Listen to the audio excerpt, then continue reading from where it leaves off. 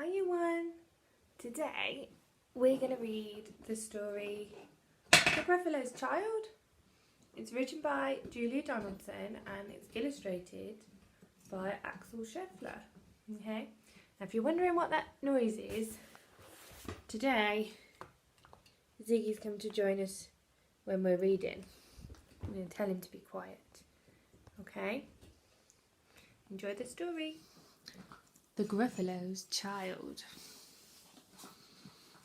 The Gruffalo said that no Gruffalo should ever step foot in the deep dark wood.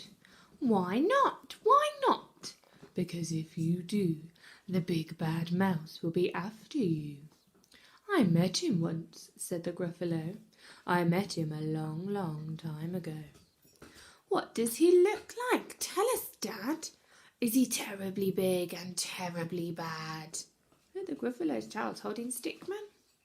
There they are in their cave. I can't quite remember, the Gruffalo said. Then he thought for a minute and scratched his head. The big bad mouse is terribly strong, and his scaly tail is terribly long. His eyes are like pools of terrible fire, and his terrible whiskers are tougher than wire. Birds can stand on his whiskers. Look, his eyes. Oh my gosh, the Gruffalo's child looks really scared. One snowy night, when the Gruffalo snored when he's asleep, the Gruffalo's child was feeling bored.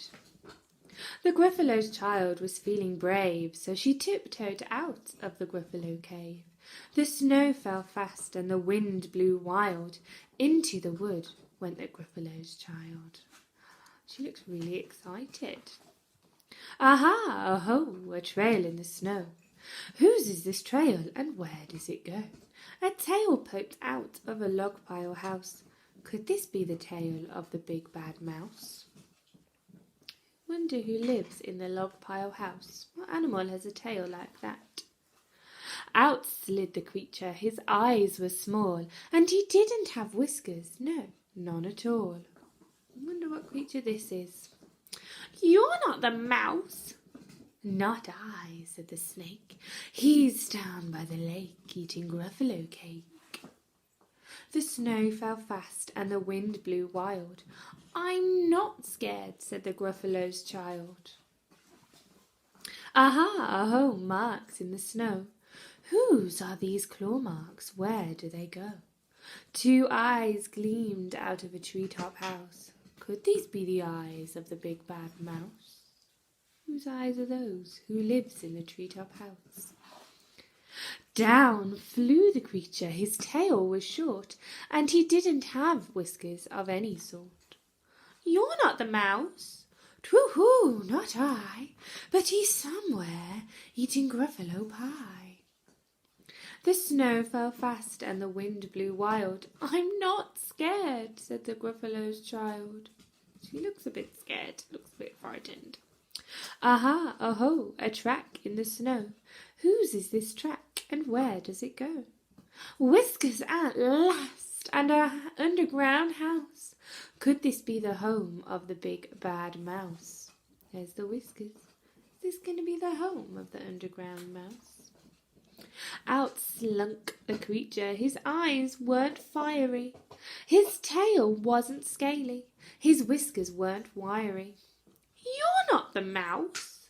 Oh no, not me. He's under a tree drinking Gruffalo tea. It's all a trick, said the Gruffalo's child as she sat on a stump where the snow lay piled. I don't believe in the big bad mouse. She's feeling very sad now. She can't find it. But here comes a little one, a little mouse, out of his house. Not big, not bad, but a mouse at least. You'll taste good as a midnight feast. She wants to eat the mouse. Look what the mouse has made here. I wonder what that is. Wait, said the mouse, before you eat. There's a friend of mine that you ought to meet. If you'll let me hop onto a hazel twig, I'll beckon my friend so bad and big. Ooh, she's going to call at the big bad mouse. The Gruffalo's child unclenched, so let go her fist. The big bad mouse, so he does exist. He is real. The mouse hopped onto the hazel tree. He beckoned, then said, "Just wait and see." Out came the moon. It was bright and round. A terrible shadow fell onto the ground. Who's this? Oh my gosh. Who is this creature so big, bad and strong?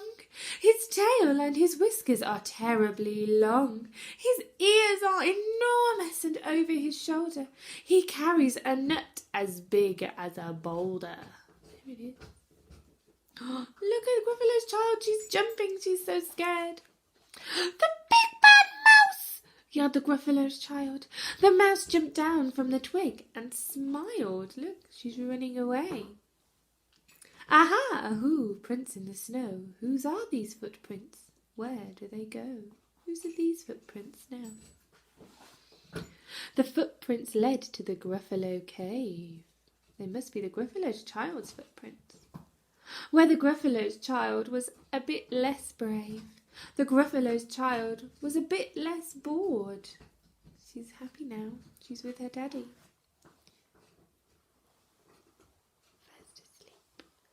And the Gruffalo snored and snored and snored, fast asleep.